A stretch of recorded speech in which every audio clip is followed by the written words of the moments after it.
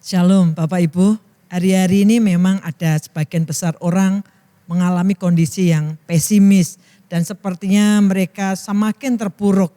Dan saya ingin mengajak Bapak Ibu semua, kita akan melihat satu bagian Alkitab. Di bagian ini saya berdoa supaya kita semua memperoleh kekuatan dari kebenaran firman Tuhan ini. Kitab Ratapan pasal 3 ayat 20 sampai 24. Dikatakan demikian 20, jiwaku selalu teringat akan hal itu dan tertekan dalam diriku. Ini tulisan Yeremia ketika dia menceritakan bagaimana kondisi yang dihadapi. Kemudian ayat 21 dikatakan begini, tetapi kata-kata sambung tetapi selalu berbicara tentang situasi yang diperbandingkan. Yang sebelumnya misal negatif, setelahnya akan positif atau sebaliknya. Jadi sesuatu yang diperbandingkan. Tetapi hal-hal inilah yang kuperhatikan. Oleh sebab itu aku akan berharap. Tak berkesudahan kasih setia Tuhan, tak habis-habisnya rahmatnya. Selalu baru tiap pagi, besar kesetiaanmu. Tuhan adalah bagianku kata jiwaku. Oleh sebab itu aku berharap kepadanya. Bapak Ibu, bagian firman Tuhan ini bahkan dibuat lagu. Tapi mari saya berdoa supaya pembahasan firman Tuhan kita saat ini sungguh-sungguh memberkati setiap kita. Ada baiknya kita bisa mengetahui settingnya atau kondisi pada waktu bagian ini dituliskan.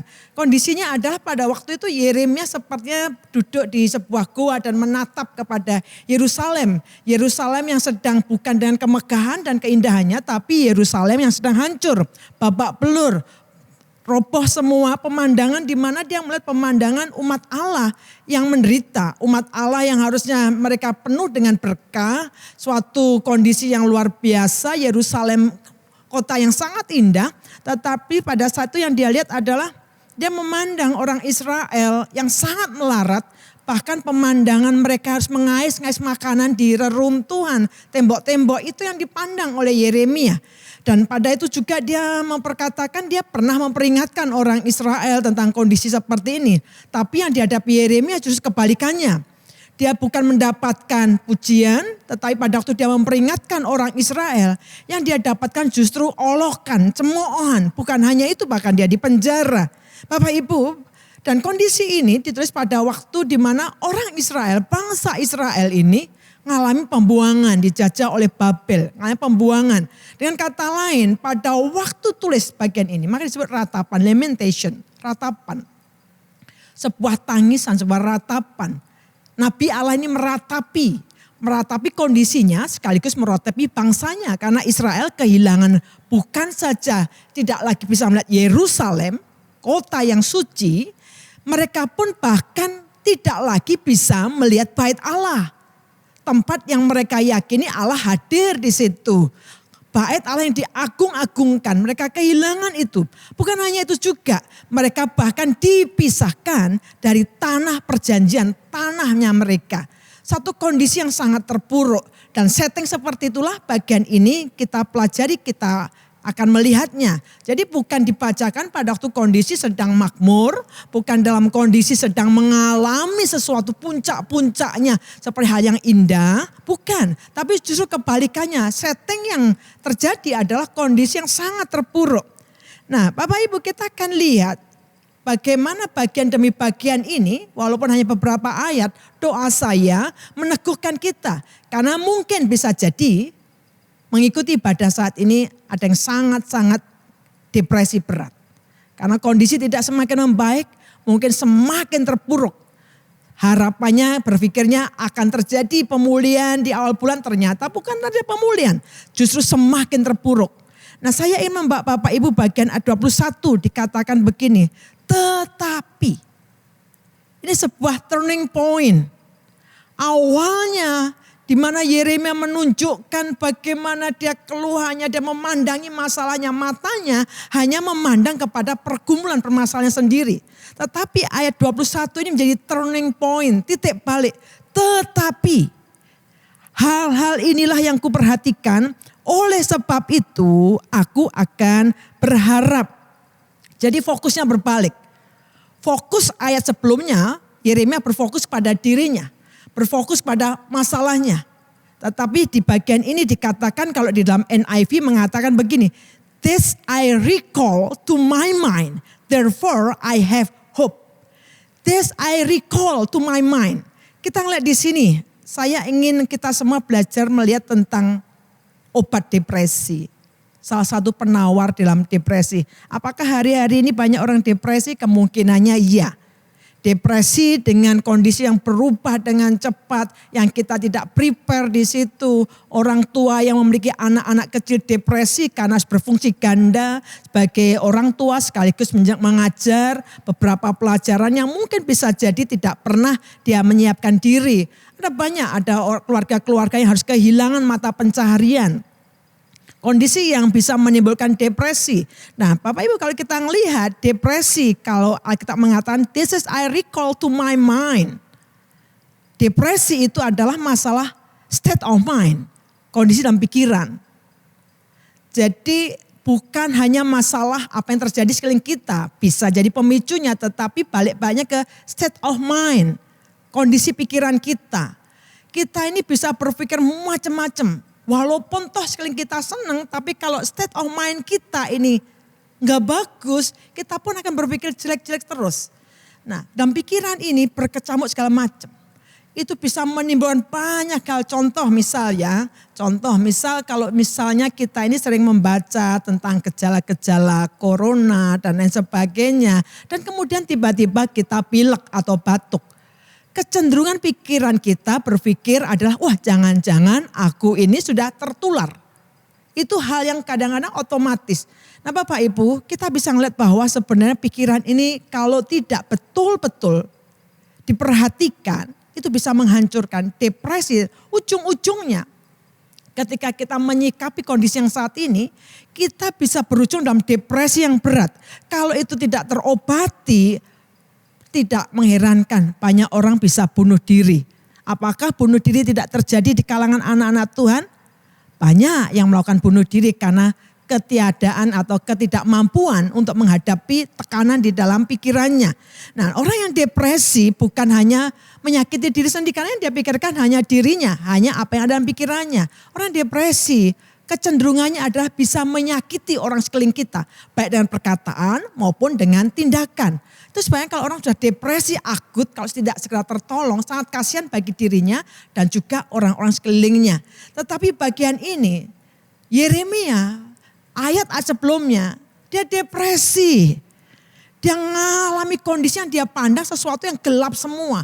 Kondisi yang tak berpengharapan. Tetapi ayat 21 menjadi turning point-nya. This I recall to my mind.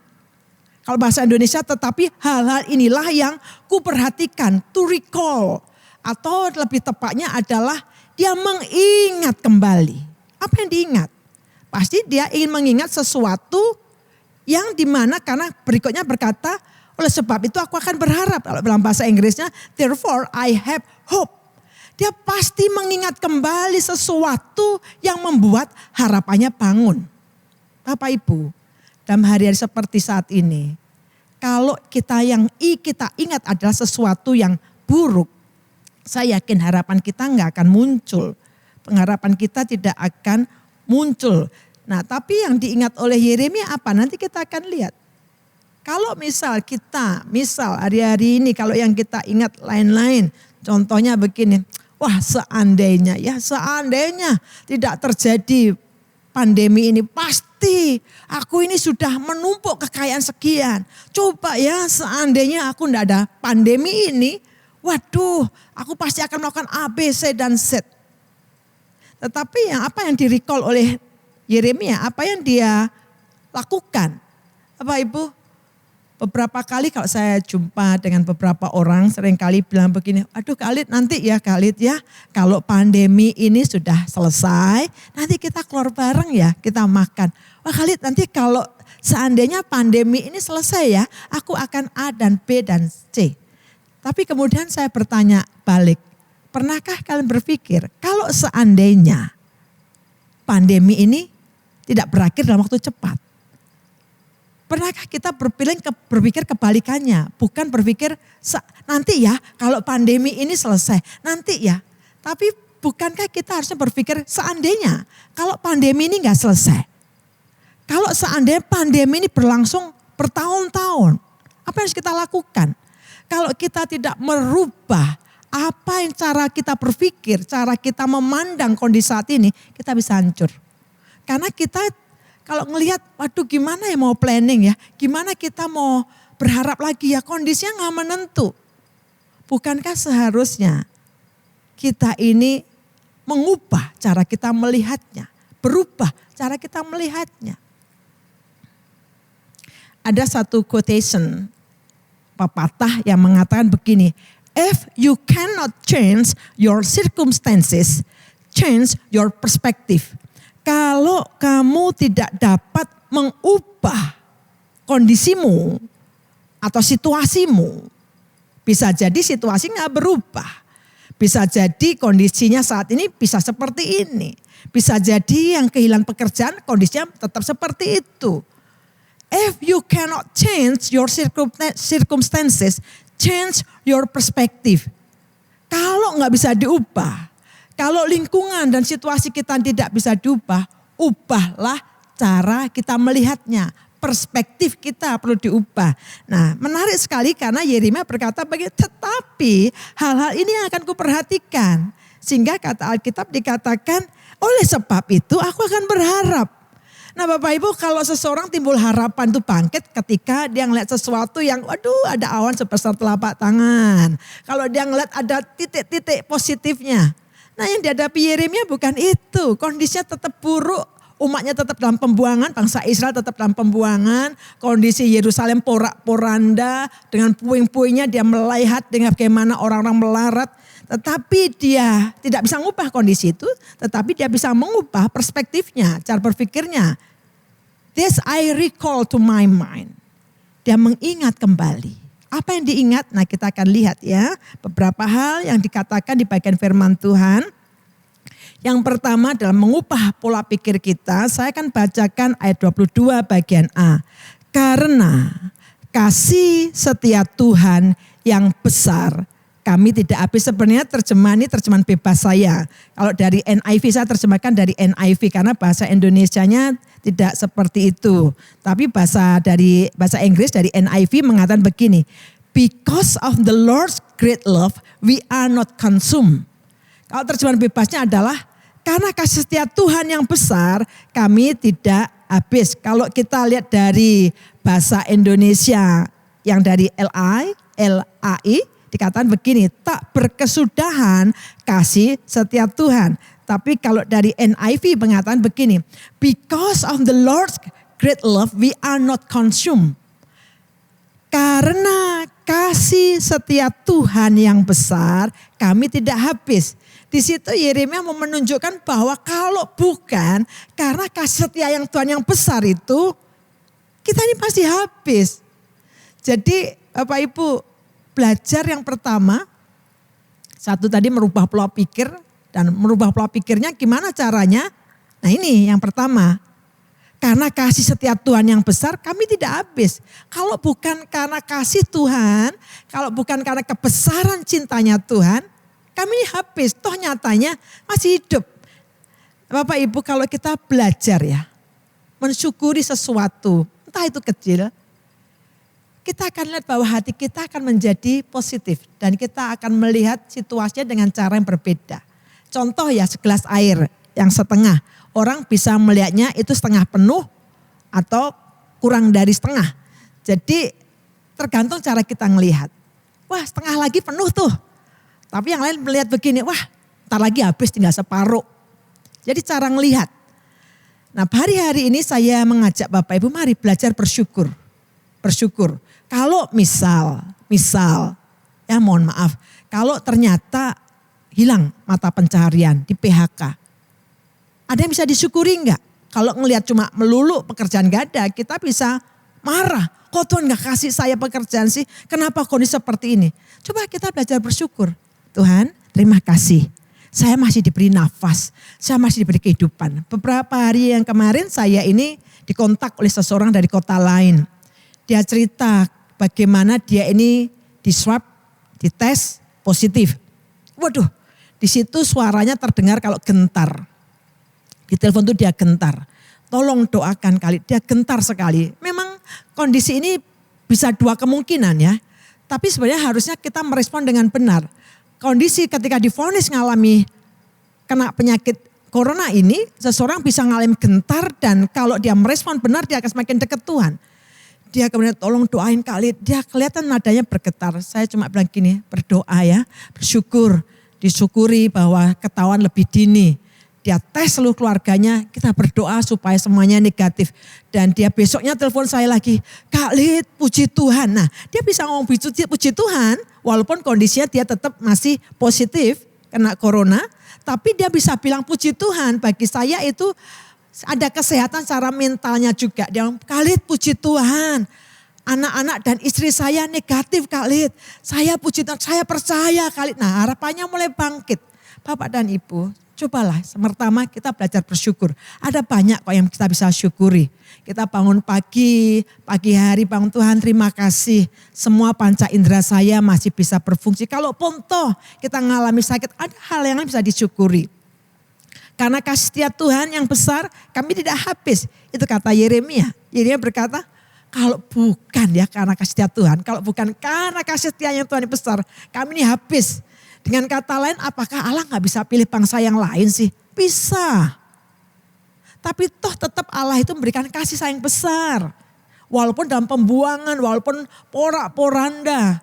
Tanah perjanjian Israel itu, tetapi Yeremia belajar melihat fokusnya tidak lagi kepada dirinya, fokusnya dibalikkan untuk melihat Allah yang besar.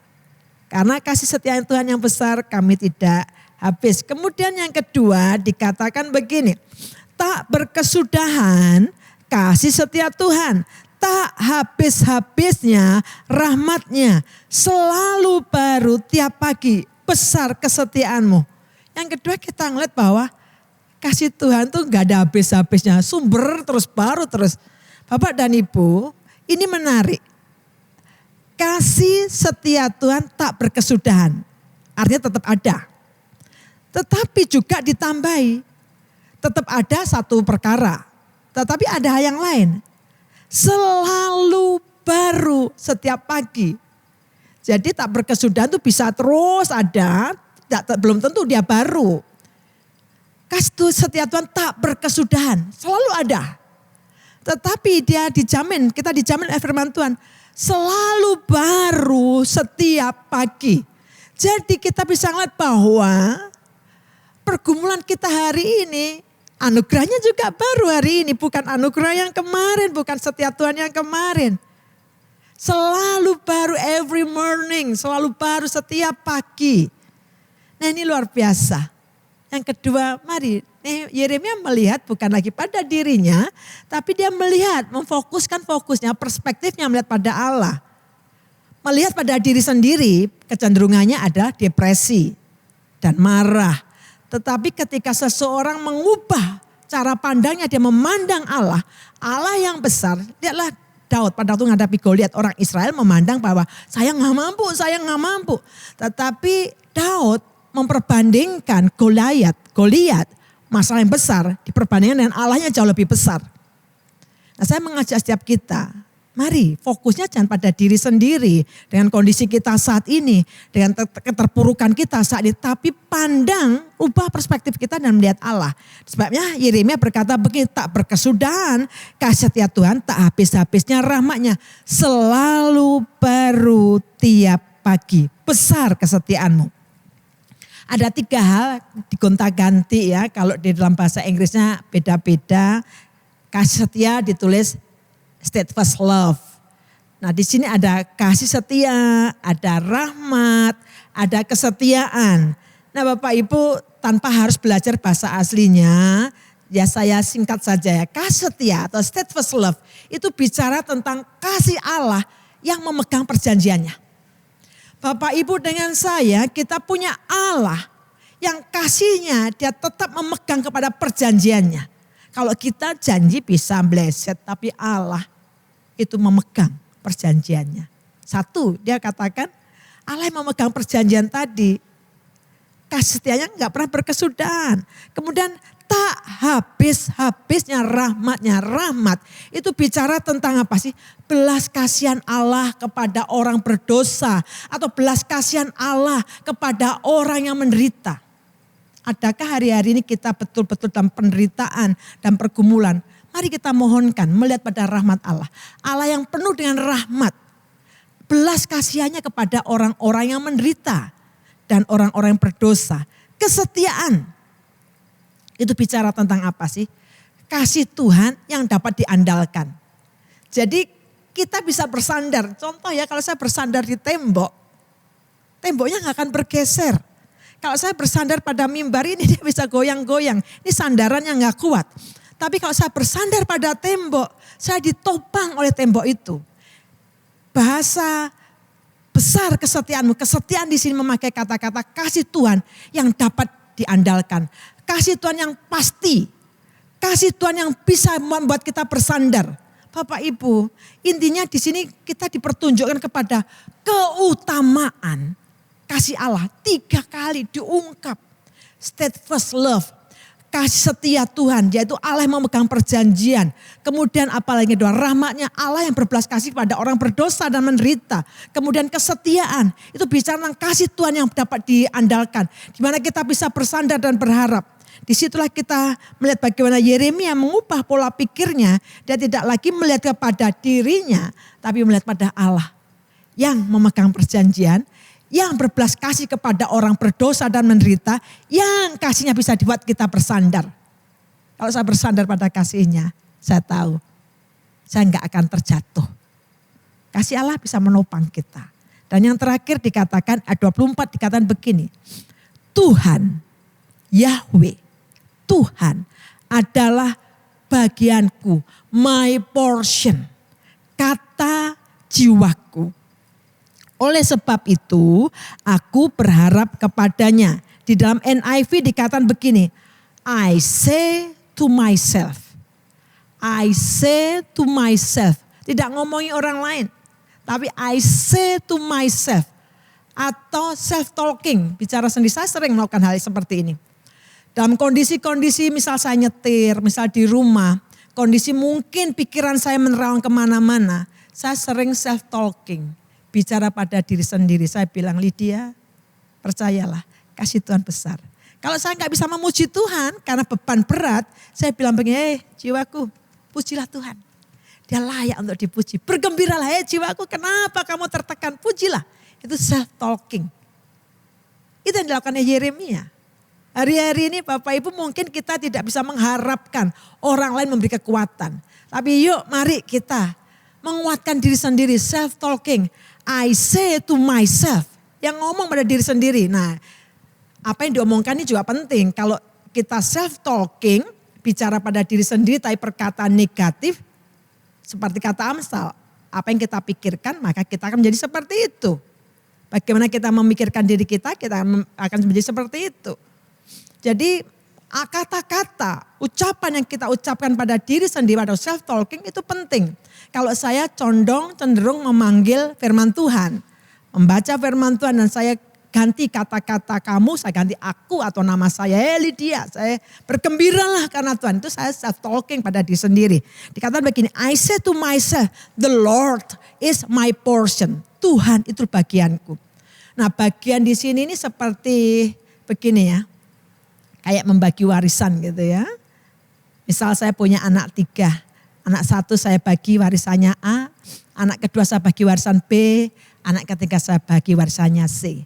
Ada porsinya masing-masing. Dia ada portionnya masing-masing. Nah anak A gak perlu bingung dengan anak kedua atau begitu sebaliknya. Dia punya porsi sendiri-sendiri. Tapi menarik di sini. The Lord is my portion. Yeremia mempertontonkan begini. Mau menunjukkan bahwa memang betul dalam kondisi terpuruk. Yang dia lihat adalah situasi yang bagaimana bisa bersyukur. Yerusalem terpuruk. Umat Israel dalam pembuangan. Dia hanya melihat kemiskinan, kemelaratan, penderitaan itu yang dilihat. Memang betul dia tidak mendapatkan sepertinya berkatnya. Sesuatu yang baik-baik dia tidak mendapatkan. Tapi dia mengubah begini, the Lord is my portion. Hari-hari ini bisa jadi engkau sakit. Bisa jadi engkau dalam pergumulan. Tapi bisakah engkau melihat bahwa Tuhan itu adalah my portion, bagianku, bagianmu. Kalau seseorang mendapatkan Allah sendiri, bukan mendapatkan pemberian-pemberiannya. Ya, bedakan pemberi sama pemberiannya. Kenapa sih orang kecewa kepada Tuhan? Karena dia melihat bahwa kenapa pemberiannya ini kok begini? Kenapa orang lain pemberiannya kok bagus-bagus? Kok saya kok dikasihnya penyakit, penderitaan? Kenapa orang kecewa dengan Tuhan? Seringkali yang dia lihat pemberiannya. Dia lupa bahwa Allah jauh lebih dari segalanya. Nah, banyak bagian Alkitab mengajar kita, the Lord is my portion. Nah, hari-hari seperti inilah Bapak Ibu saya mendorong untuk setiap kita. Bisa jadi kita dalam kondisi sakit, bisa jadi dalam kondisi perekonomian yang terpuruk, bisa jadi kondisi kita tidak bagus dalam kacamata manusia. Tapi bisakah kita bicara pada diri sendiri? The Lord is my portion. Tuhan adalah bagianku. Oleh sebab itu, kata Alkitab, aku berharap kepadanya. Hari-hari ini, mungkin orang lain tidak bisa membangkitkan harapan kita. Mari kita bisa, tadi pertama belajar bersyukur. Bersyukur karena apa? Kalau tidak karena kasih setia Tuhan yang besar, kita ini sudah habis. Kita ini gak ngalami tentang kemurahan Tuhan. Tapi juga kita melihat kedua, bagaimana Allah mempertontonkan kasihnya, kesetiaannya, rahmatnya. Dia ingin menunjukkan bahwa Allah itu perjanjiannya bisa dipegang. Dia bermurah hati kepada orang berdosa dan menderita. Dan juga kasihnya bisa kita menjadikan kita bisa bersandar padanya. Tapi yang bagian terakhir di sini menjadi konklusinya. Kesimpulan dari Yeremia. The Lord is my portion. Saya mendorong Bapak Ibu semua dalam kondisi apapun. Mari kita bangkit kembali harapan kita. Melihat bahwa Tuhan, bisa jadi aku tidak menerima sesuatu yang seperti aku bisa bersyukur. Tetapi asal Engkau menjadi bagianku, menjadi upahku, bagianku, my portion. Yang tidak bisa diambil orang lain, my portion. Kita akan bangkit harapan kita. Amin, mari kita berdoa. Tuhan yang baik yang kami sembah dalam Kristus Yesus. Aku berdoa saat ini. Bangkitkan kembali harapan dalam diri kami.